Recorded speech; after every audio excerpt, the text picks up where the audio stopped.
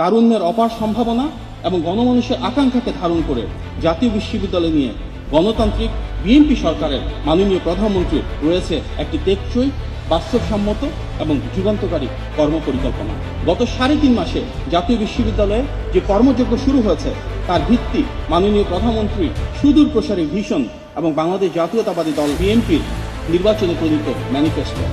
আমরা বিশ্বাস করি উচ্চশিক্ষাকে শুধু সনদ নির্ভর না করে কর্মমুখী, দক্ষতা ভিত্তিক এবং জীবন ঘনিষ্ঠ করতে হবে। সেই লক্ষ্যকে সামনে রেখে জাতীয় বিশ্ববিদ্যালয়ের কর্মমুখী ও কারিগরি শিক্ষার সম্প্রসারণ, ক্যারিয়ার সেন্টার এবং জব প্লেসমেন্ট কার্যক্রম চালু করা, ইন্ডাস্ট্রি একাডেমি কোলাবোরেশন শুরু করা,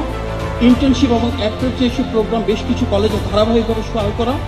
ল্যাঙ্গুয়েজ সেন্টার প্রতিষ্ঠা এবং তৃতীয় ভাষা শিক্ষার প্রসার, লার্নিং উইথ হ্যাপিনেস কর্মসূচি, যার মাধ্যমে আমরা আনন্দময় শিক্ষাকে সারা দেশব্যাপী বিস্তৃত করতে চাই,